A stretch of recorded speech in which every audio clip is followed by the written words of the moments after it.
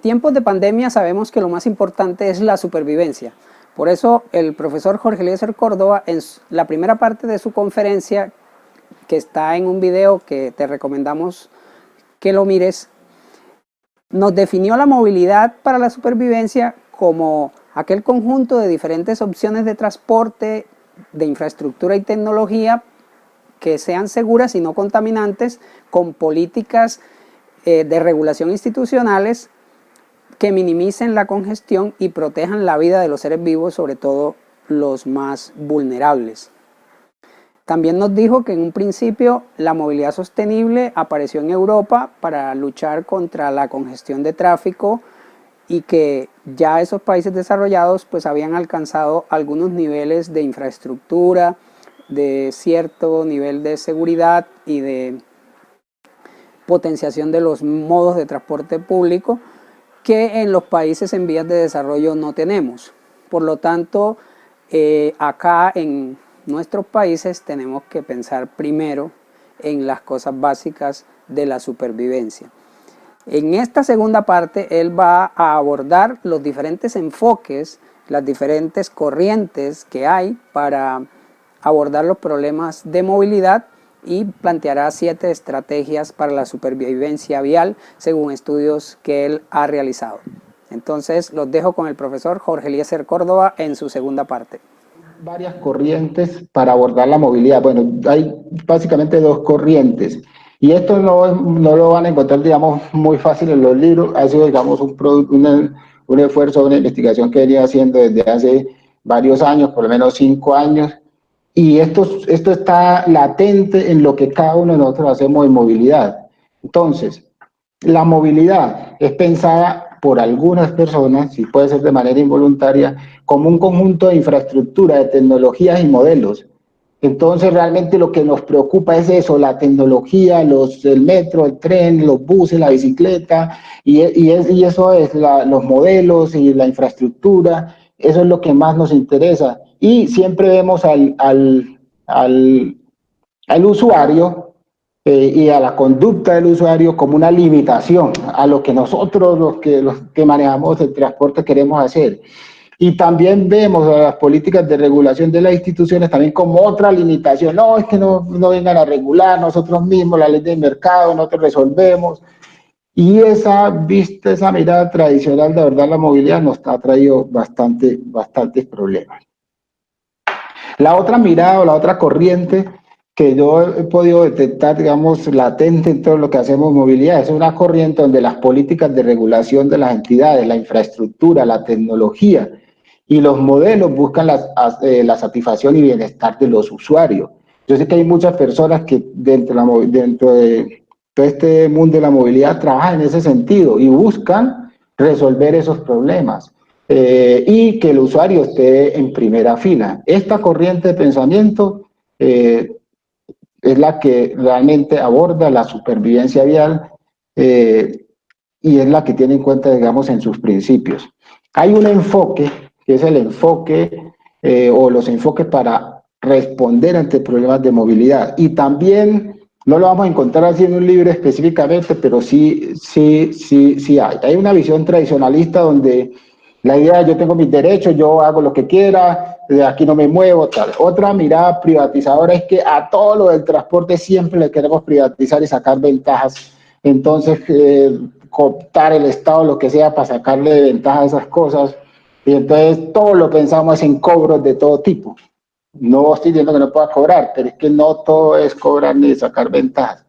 Y una mirada innovadora donde tanto los ciudadanos como las entidades, pues lo que se busca es resolver los problemas de manera, como valga la redundancia, innovadora. O sea, tener conciencia ambiental, estar educado, tener buen sistema de planificación, eliminar la corrupción en el tema de movilidad, utilizar energías limpias, o sea, ser muy creativos para resolver los problemas de movilidad.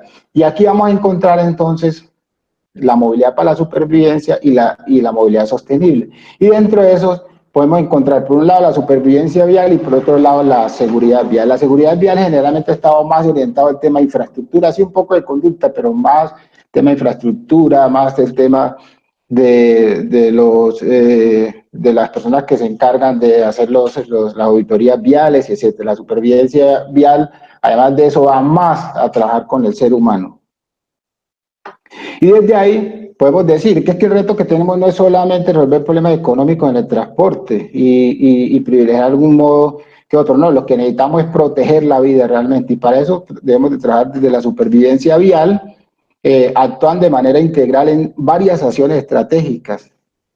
Que yo he determinado 7 acciones estratégicas que son planificación integral, supervivencia y sostenibilidad, educación, control y sanción, toma de decisiones basadas en estudios técnicos, responsabilidad social empresarial y una sociedad participante. De eso hay muchas acciones, aquí están, como los que quieran tener la presentación van a tener cada una de las acciones, y como les digo, por ejemplo, hay que tener planes, por ejemplo, de transporte no motorizado, plan de transporte público colectivo, plan de seguridad vial, etcétera, pero los planes por sí solos no resuelven el problema si no están acompañados de otras estrategias. Lo vimos ahorita con el plan de seguridad vial. En Medellín, como les comentaba, que está subiendo el número de muertes. Entonces, la pregunta que nos dice, bueno, que nos viene es, ¿qué se debe hacer para enfrentar los problemas de movilidad ahora y después de la pandemia? Entonces, pues, primero, tener un enfoque innovador. Segundo, pues, buscar es con las políticas de regulación, con la infraestructura, la tecnología, los modelos, satisfacer las necesidades de los usuarios. ¿Ya? Y en este caso todos los modos de transporte son potencialmente importantes, y los existentes y los futuros. Mucha gente habla de los drones, los trajes voladores y todas esas cosas. Se debe utilizar cualquier modo que conserve la vida en situación de peligro y no estigmatizar los modos. Y en general, elementos que debemos de tener en cuenta, tener solidaridad. En una investigación que yo hice, donde apliqué modelos de lesión y todo eso para determinar cuáles eran los problemas de accidentalidad, los mayores problemas de accidentalidad enfrentan porque la gente no es solidaria. ¿Ya? Dictar normas pertinentes para enfrentar la pandemia, valorar la vida, exaltar el valor de la educación, fomentar la cultura vial, utilizar energía limpia, educación ambiental, mejorar el transporte público, uso racional del transporte particular, tener conciencia ambiental, planificación integral, disposición a utilizar transporte no motorizado en condiciones de seguridad y ambiente limpio, eliminar la corrupción y la movilidad, tanto en la toma de decisiones como en el control y la sanción, y toma de decisión basada en estudios técnicos. Entonces, si vemos cada uno de estas, por ejemplo, una sola de las acciones estratégicas, no vamos a hablar de todo, simplemente por encima. Planificación, ya les comentaba, tener todo esa serie de planes. Supervivencia y sostenibilidad, por ejemplo, el tema de transporte no motorizado, transporte público, utilizar energías limpias, por ejemplo, en educación, cultura vial, tener solidaridad, hay que educar a la gente para eso. Y, por ejemplo, en el tema de control y sanción, realizar, digamos, un riguroso control y sanción a los infractores. O sea, que la gente sienta que si cometió una infracción, va a responder por ella. Bueno, y en toma de decisiones basadas en estudios técnicos, por ejemplo, hoy en día deberíamos estar calibrando los modelos para la pandemia, deberíamos estar haciendo eso. Con las restricciones que ponen las autoridades. Necesitaríamos estar mirando cuál es el comportamiento de la accidentalidad, la contaminación, la congestión, la inseguridad. Y por lo menos realizar una encuesta de origen y destino ya apenas termine la pandemia. Eso se debe hacer. Y ahora pues se habla mucho en la oferta de transporte público que se ha disminuido por el tema del distanciamiento, entonces que se van a quebrar los sistemas de transporte público, etcétera. Y hay muchas medidas que en realidad se propone o que proponemos en general, o sea, cambios de horarios, teletrabajo, trabajo en casa, domicilios, etcétera. Pero sin embargo, y por eso hemos visto, el sector educativo todavía no ha entrado. ¿Por qué? Pienso yo que podría ser una de las razones, porque el sector educativo de alguna manera puede tener la mayor facilidad para adaptarse a toda esta virtualidad, y además sería beneficiado también a futuro si fortalece todo el tema de tecnologías de las comunicaciones y fortalece su infraestructura tecnológica. Y sabemos que el sector educativo, o sea, los viajes por motivo de trabajo y educación son los mayores viajes que se hacen en las ciudades. Así que, en general, el sector educativo no ha entrado y como vamos a ver, si entra y no hay medidas diferentes, colapsaría el transporte público. Aquí tenemos los datos de la encuesta de origen y destino de 2017 del área metropolitana y en Medellín se hacen 6.131.727 viajes. Aquí podemos ver los motivos, los modos principales, etcétera, etcétera. La escolaridad, género, pero no nos vamos a detener en eso, la duración, la distancia, los viajes, los estratos. Aquí, digamos, un buen resumen para el que quiera analizar. Pero lo que yo les quiero plantear es lo siguiente. Mire, estamos viendo cómo reducimos la demanda. Los sectores que quedan y que se ha visto en todas las medidas que ha tomado el gobierno, todavía para reducir la demanda, para que los sistemas de transporte público no colapsen, por la separación que hay y que solamente pueden ofrecer un 35% de su capacidad, lo que nos queda ahí son el sector educativo que no ha entrado, que son hacen el 22% de los viajes, estamos hablando de los datos del área metropolitana, los jubilados el 6%, las amas de casa el 11%. Si nosotros, por ejemplo, tomamos la mitad de los viajes de las amas de casa, por ejemplo, que se haga algún control pues con estos pico y cédulas que se hacen, nosotros podríamos hacer una reducción en viajes de más o menos unos 2 millones de viajes.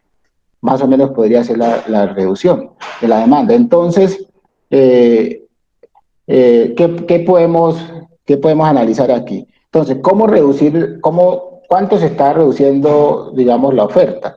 La oferta hoy se está reduciendo.